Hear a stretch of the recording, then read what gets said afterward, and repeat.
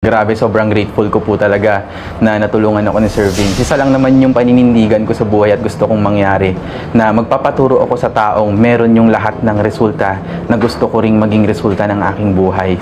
Imagine po ninyo, at the age of 66, humahataw pa ako. Kasi po, napakalaking inspirasyon po ni Doc Vince po, hindi lamang po sa mga kabataan, lalong-lalo na po sa mga may edad na kagaya po namin, dahil natuturuan po kami sa mga bagay na makabago at para kami magkaroon ng kabuhayan. Mula sa walang-wala, eto na si Vince. May mansyon na at magarang mga sasakyan.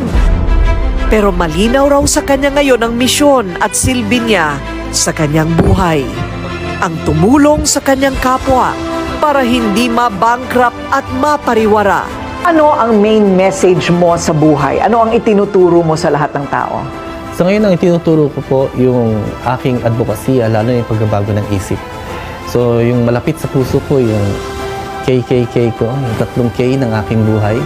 Andi dito yung kasanayan, buhayan, at saka kaunlaran. At yung skills na to, yung pagiging negosyante, nagbabahagi ako ng livelihood or kabuhayan para i-apply nila yung skills na matututunan nila dun sa tinuturo ko para dun sa pwede nilang pagkakitaan.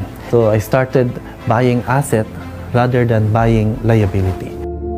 Bilin pa ni Vince kung sakaling dumating kayo sa puntong dapang-dapa. Lumuhod lang at tumingala, sabay bulong sa ating may likha.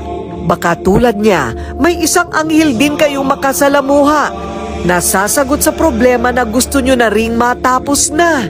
Wow! 500 pesos!